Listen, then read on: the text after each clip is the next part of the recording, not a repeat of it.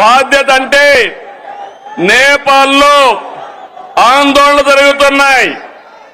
అక్కడ ఆందోళన జరిగితే 200 మంది తెలుగు వాళ్ళు అక్కడ చిక్కుకుపోయారు.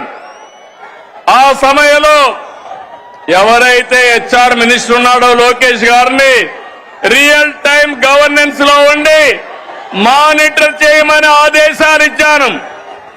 ఇది జవాబుదారీతనం అవునా కాదా అని మిమ్మల్ని అడుగుతున్నా. సంక్షేమం అంటే ఓట్ల రాజకీయం కాదు. సంక్షేమం అంటే తాత్కాలిక అవసరాల్ని తీర్చడం కూడా కాదు. సంక్షేమం అంటే పేదల జీవితాలు మారాలి. పథకాలు అంటే పేదల జీవన ప్రమాణాలు పెరగాలి. అందుకే అన్ని వర్గాలతో చర్చించి 2024లో సూపర్ 6 హామీ మీకు ఇచ్చాం.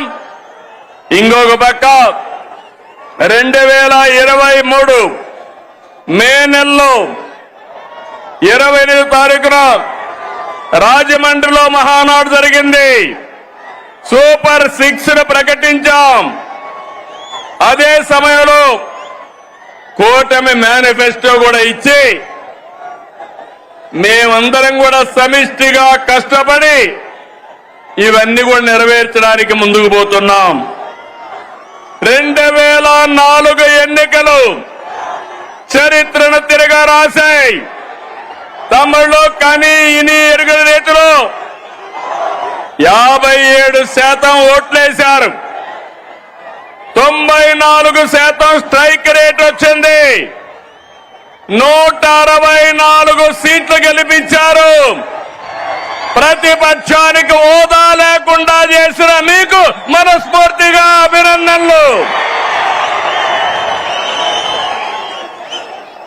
ఇంకొక పక్క 21 లోకసభ సీట్లు గెలిపించారు.